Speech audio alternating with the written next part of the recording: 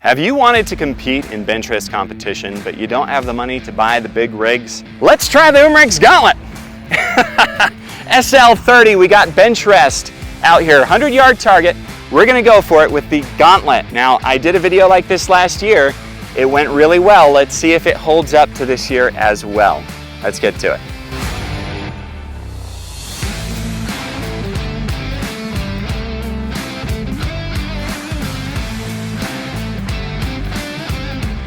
A very special thank you to Utah Airguns for sponsoring our channel here. They just held the Rocky Mountain Airgun Challenge, which was super fun. And the big thing that kind of is based around everything was originally Benchrest, and that's what we're doing today. But that is super fun. They do all sorts of other fun competitions that are just the best ever. So check them out, UtahAirguns.com, RockyMountainAirGunChallenge.com. If you can come in 2026, highly recommend it. And if you need anything for it, you can pick it up right there in shop, Utah Airguns, or online. There you have it, guys. We appreciate them sponsoring us here at the Dollar Sportsman. Also, a special thank you to Zan Projectiles. Now, we're not using Zan slugs today. They do make pellets. We don't have them today for this particular rig, but they're awesome. And I've used their slugs in competition for years now, which is why they are now a sponsor, and I really appreciate them. If you need some Zan slugs to shoot your 30 cal, whatever, what have you, 22 all the way up, check them out, zanprojectiles.com. Now, after the Rocky Mountain Airgun Challenge, a lot of people were asking, is it the equipment or is it the shooter? Now, I used the Karma Red Panda during RMAC, and it is fantastic, and that equipment makes it easy. But what if you don't have the money to go all the way up to a Red Panda yet? What could you start with on the budget end? And this is something that has been on my mind because I reviewed the SL30 Gauntlet last year for this exact purpose. We did a Benchrest video where we tested it out, and the first time through, just out of the box, it didn't do great. We were using it off of a bipod. It was tuned from the factory, which is very, very hot. It comes in flying fast. So we did a few things. We down-tuned it, we used a better scope, and we shot off of a rest, a shooting bag on the front, and had really good results. So now that I'm back from RMAC, I wanna see, can this still compete? Can it get good results? And we're gonna do several things wrong today because that's the reality of YouTube video making. I've got just my standard table that's shot up. It's not super stable. It's not a stable table. We've got my target downrange that I didn't bring enough cardboard for, so it is also janked as all get out. It's moving back and forth in the wind, and the paper is kind of going back and forth as well. We're gonna see if we can shoot a decent score with that, and we're gonna rush. We are going to rush. Why? Because it's hot out here, and my cameras are gonna overheat if I don't. So, let's get to it, and we'll see. Is it the equipment, or is it the shooter? Okay, I just put the scope on, so we're gonna need to figure out where it's at. Oh, crap.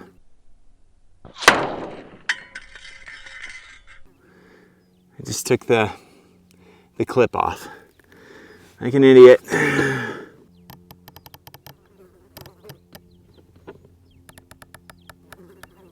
It's pretty funny though.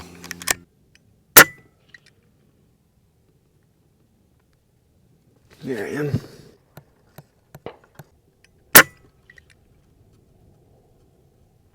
All right. Nice. All right, here we go. Bottom right. You're going to notice that as I rush through the first several lines, the scores aren't as well, but they average out around 8, which is actually pretty impressive with this.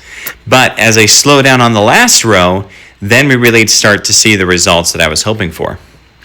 But that tells you that you really shouldn't rush when you're doing these competitions.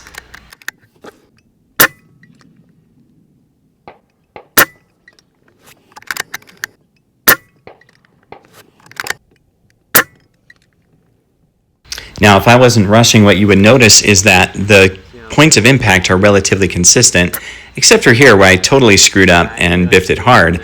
But if I took more time, I could better compensate for the fact that these are landing in relatively similar positions throughout, and you'll see that on the last row when I finally stop rushing and think about it.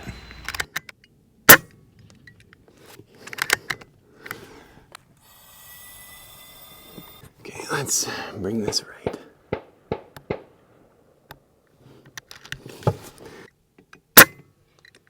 There we go. Okay, next row up.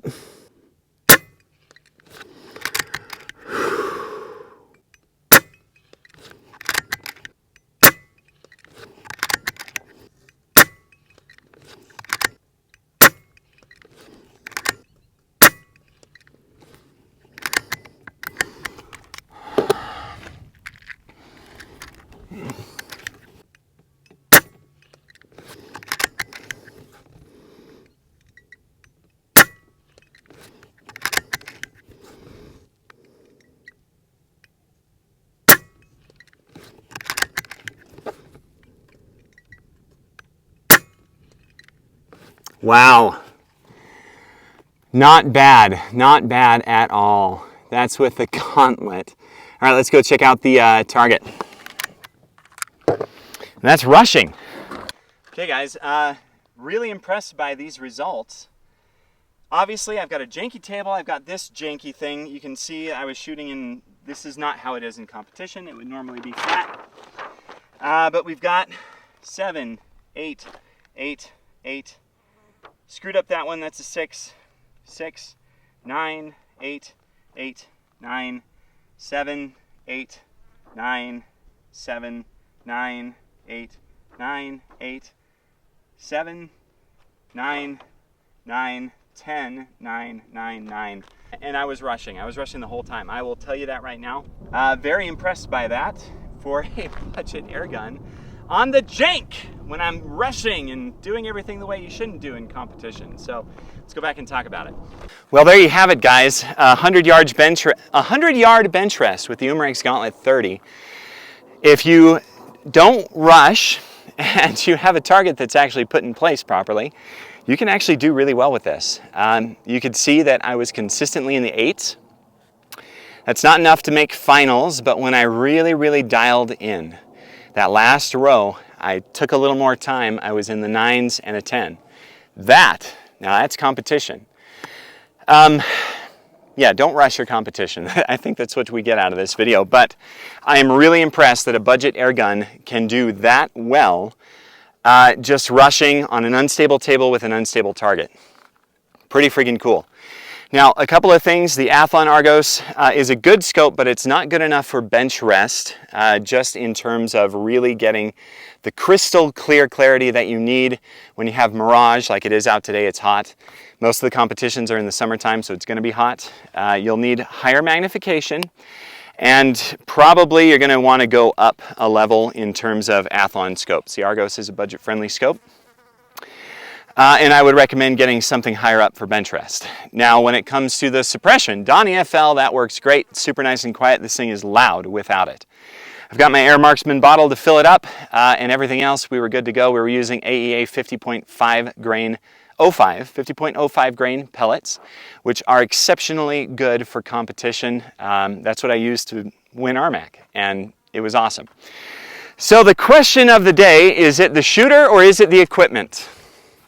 Well, the shooter really makes a big difference.